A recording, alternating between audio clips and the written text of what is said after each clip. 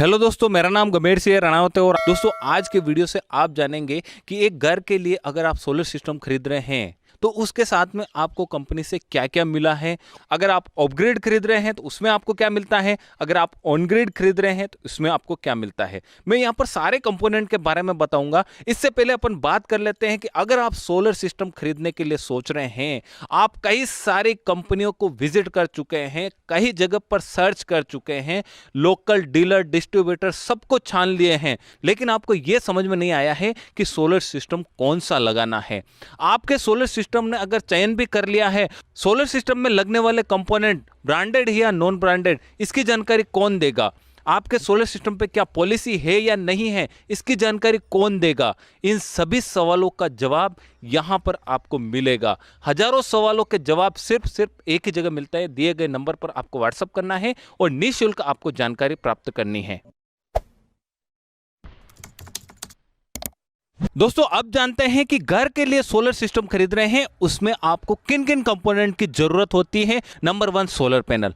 अब आप solar panel खरीदने जाते हैं तो वहां पर कई सारे सवाल आपके मन में आते हैं कि ये सोलर पैनल ब्रांडेड है या फिर नॉन ब्रांडेड है, इसकी जानकारी कैसे लेंगे हम। फिर उसके बाद में ये सी ग्रेड का है या डी ग्रेड का है या ए ग्रेड का है। सोलर पैनल हमेशा ए ग्रेड का होना चाहिए। अब कैसे पहचान करते हैं हम कि ए ग्रेड का कौन सा है, सी ग्रेड का कौन सा है। सी ग्रेड के जो सोलर पैनल हैं उसके ऊपर जो बस वायर हैं वो कहीं से कटी हुई दिखाई देगी, उसकी फ्रेम कहीं से मुड़ी हुई दिखाई देगी।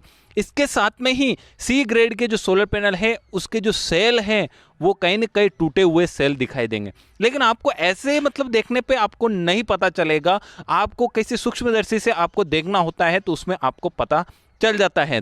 इस तरह अगर ब्रांडेड या नॉन ब्रांडेड की बात करते हैं तो कई सारी ऐसी कंपनियां हैं जो फ्रॉड भी करती हैं आपके साथ में।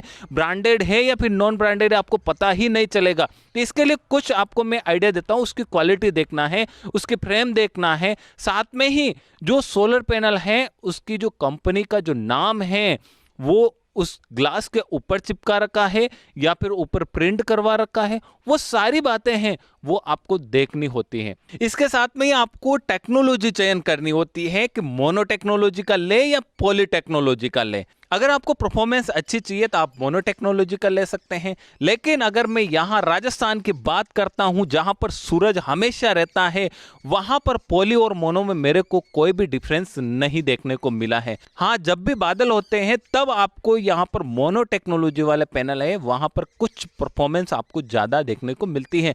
लेकिन यहाँ पर अपन प्राइस की बात करते हैं तो जो पॉली टेक्नोलॉजी वाले हैं वो लगभग आप देख लीजिए 20 रुपए से लेकर 22-23 रुपए प्रति वाट के हिसाब से मिल जाते हैं। लेकिन अगर मोनो की बात करते हैं तो कुछ आपको यहाँ पर पेमेंट ज़्यादा देना होता है। लगभग आप देख लीजिए 24 रुपए से लेकर 26, 27, 28, 29, 30 रुपए तक भी आपको मार्केट में कई सारी कंपनियों के आपको मिल जाते हैं। और कोई बहुत सारी टेक्नोलॉजी है, बाईफेशियल टेक्नोलॉजी है और एसी मॉड्यूल टेक्नोलॉजी है, काफ़ी सारी टेक्नोलॉजी है। अगली बारी आती है कि इन्वर्टर।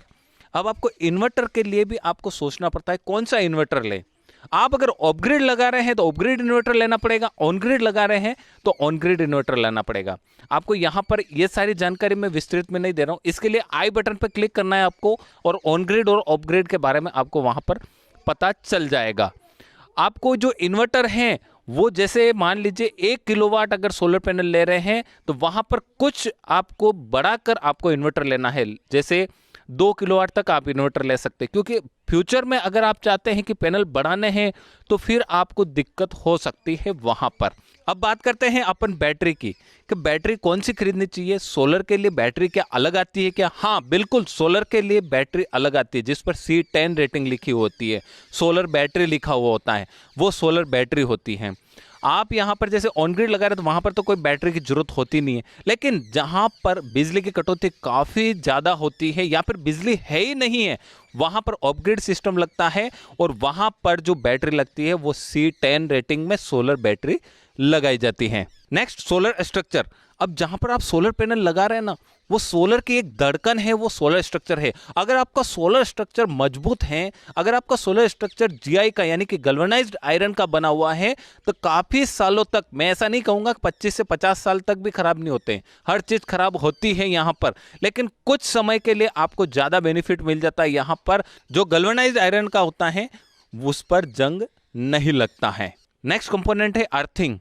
जब भी आप सोलर सिस्टम लगा रहे हैं, चाहे आप 1 किलोवाट लगा रहे हैं, चाहे आप 10 किलोवाट लगा रहे हैं, आपको अर्थिंग करना बहुत ही जरूरी होता है। यहां पर 2 अर्थिंग होते हैं, एक डीसी अर्थिंग होता है और एक एसी अर्थिंग होता है। अर्थिंग होना बहुत ही जरूरी है। अगर आपको अर्थिंग कैसे करना है इसका अगर पता नहीं है तो आई बटन पर क्लिक करें आप, वहां पर आपको वीडियो मिल जाएगा, वहां से भी आप सीख सकते हैं। अर्थिंग भी आपको 2 तरह के मिलते हैं यहाँ पर, एक आता है जीआई पाइप वाला और दूसरा आता है कॉपर रोड वाला। आप इसमें कोई सा भी चयन कर सकते, कोई दिक्कत नहीं है। नेक्स्ट कंपोनेंट है तड़ित चालक, जिसको अपन इंग्लिश में बोलते हैं लाइटिंग अरेस्टर। जब सोलर सिस्टम लगा रहे हैं ना, तो आपको लाइटिंग अरेस्टर लगाना भी बहुत ही जरूरी होता है। जब आप देखते हैं ना कड़कड़ाती बिजली धड़ांग से गिरती है और कई सारा नुकसान कर जाती है, इससे बचने के लिए आपको लगाना पड़ता है तड़ित चालक, जिसको बोलते हैं अपन लाइटिंग अरेस्टर। लाइटिंग अरेस्टर को कैसे लगाना होता है उसका प्रॉपर तरीका आपको आई बटन पर वीडियो मिल जाएगा, वहां पर देख सकते हैं, यहाँ पे डिस्क्रिप्शन में देख सकते हैं आप। नेक्स्ट कंपोनेंट है एसीडीबी डीसीडीबी। एसीडीबी का मतलब होता है कि एसी डिस्ट्रीब्यूशन बॉक्स और डीसीबी का मतलब होता है डीसी डिस्ट्रीब्यूशन बॉक्स। जब आप प्रॉपर वे से अगर आप सोलर पैनल इंस्टॉल कर रहे हैं तो आपको एसीडीबी डीसीडीबी बॉक्स भी लगाना होता है। इसमें आपको एसपीडी मिल जाती है, साथ में एमसीबी मिल जाती है, फ्यूज मिल जाते हैं, यानी कि आपके जो सिस्टम है उसके लिए काफ़ी सारे प्रोटेक्शन यहाँ पर आपको देखने को मिल जाता है। अब नेक्स्ट कंपोनेंट है वो MC4 कनेक्टर। क्या आपके सोलर पैनल का जो कनेक्शन कर रहे हैं वो ऐसे जॉइंट लगा के कर रहे हैं या फिर कोई ऐसे पिन से पिन जोड़ कर रहे हैं? अगर आपके पिन से पिन जोड़ के कर रहे हैं तो वो है MC4 कनेक्टर। MC4 कनेक्टर भी जैसे 1 in 1 आता है, फिर 2 in 1 आता है, फिर आप 3 in 1 आता है, 4 in 1 आता है, जैसी आपकी रिक्वायरमेंट होती है उसके हिसाब से MC4 कनेक्टर मिल जाते हैं। बहुत सारी जगह देखा है मैंने कि MC4 कनेक्टर लगाते ही नहीं है, तो नुकसान क्या होता है जब MC4 कनेक्टर नहीं लगाते हैं तो उस पर जो कार्बन आ जाता है, फिर शॉर्ट सर्किट हो जाता है, काफ़ी सारा नुकसान इसमें हो जाता है। नेक्स्ट कंपोनेंट है एसी वायर और डीसी वायर। क्या आपके सोलर सिस्टम में एसी वायर यूज़ किया है या डीसी वायर यूज़ किया है? अगर नहीं तो आप जो इंस्टॉलेशन कर रहा है उसको बोलिए आप कि पूरा एसी वायर यूज नहीं करना है, डीसी वायर भी यूज करना है। जहां पर डीसी वायर की जरूरत है वहां पर डीसी वायर यूज करना है। डीसी वायर आप 4 mm या 6 mm यूज कर सकते हैं। फिर इसके साथ में एसी वायर है वो कम से कम 4 mm का तो होना ही चाहिए। नेक्स्ट कंपोनेंट है पीवीसी पाइप।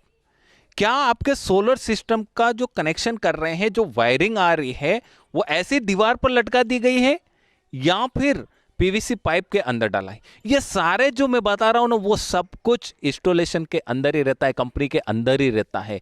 अब लास्ट जो कंपोनेंट रहता है वो होता है नेट मीटरिंग। जहां पर ऑफ ग्रिड सिस्टम लग रहा है वहां पर नेट मीटरिंग की जरूरत नहीं होती है, लेकिन जहां पर ऑन ग्रिड सिस्टम लग रहा है वहां पर हमेशा नेट मीटरिंग की जरूरत होती है। नेट मीटरिंग अलग अलग स्टेट में अलग अलग प्रक्रिया होती हैं। इसके लिए mnre.gov.in पर भी आप जाके सर्च कर सकते हैं नेट मीटरिंग कैसे लगाया जाता है। नियरेस्ट RSCB ऑफिस है वहाँ से भी आप पता कर सकते हैं। और वैसे थोड़ा सा मैं आपको बता दूं कि नेट मीटरिंग के लिए हमेशा ज़रूरत होता है अर्थिंग और लाइटिंग अरेस्टर। अगर राजस्थान की बात करूं तो 2 अर्थिंग और लाइटिंग अरेस्टर हैं, एसीडीबी डीसीडीबी बॉक्स हैं, तो ही आपको नेट मीटरिंग मिलने वाली है। इसकी अलग अलग प्रोसेस होती है। नेट मीटरिंग का काम रहता है कि जैसे मान लीजिए कि जो आपका सोलर सिस्टम लग रहा है, जैसे 5 किलोवाट लग रहा है, 25 यूनिट अगर दिन की जनरेशन हुई है तो उसमें से 10 यूनिट अगर आपने उपयोग में ले ली है और 15 यूनिट बच रही है तो वो ऑटोमेटिक ही प्लस करके आपको ग्रिड को दे देगा। लेकिन अगर आप यहाँ पर नेट मीटरिंग नहीं करवाते और ऐसे लगा देते हैं, जो जनरेशन ज़्यादा हो रही है ना वो आपके बिल को प्लस कर देगी। जहां पर आप सोचते हैं कि बिल कम होके आए वहां पर बिल ज़्यादा होके आएगा। इस तरह इतने सारे अगर कंपोनेंट लग रहे हैं तो आप समझ जाइए कि आपका सोलर सिस्टम प्रॉपर वे से इंस्टॉलेशन हुआ है। अगर इसमें एक भी अगर कंपोनेंट मिस है तो आप समझ जाइए आपके सोलर सिस्टम में कहीं ना कहीं कमी है। वीडियो देखने के लिए आपका बहुत बहुत धन्यवाद। वीडियो को ज़्यादा से ज़्यादा शेयर कीजिए और अगर आप वीडियो देखने से भी आपको मज़ा नहीं आया या फिर सेटिस्फाइड नहीं है तो आप सीधे जाइए डिस्क्रिप्शन में, जहां पर आपको एक लिंक मिलेगा जिस पे आपको पूरा लिखा हुआ मिलेगा कौन सा कंपोनेंट चाहिए, पूरी जानकारी आपको मिलेगी techmewadi.com जो अपनी ही वेबसाइट है, जहां पर आपको कई सारे मशीनरी के बारे में, कई सारे सोलर सिस्टम के बारे में आपको जानकारी मिलती जा रही है और मिलने वाली है। तो जल्दी से आप इस पर भी विजिट कर सकते हैं। वीडियो को लाइक करें, ज़्यादा से ज़्यादा शेयर करें और अगर चैनल पर नए हैं तो सब्सक्राइब करें, साथ में घंटी का निशान जरूर दबाएं। मिलते हैं अगले वीडियो के साथ, तब तक के लिए बाय बाय। जय भारत, जय राजस्थान, वंदे मातरम।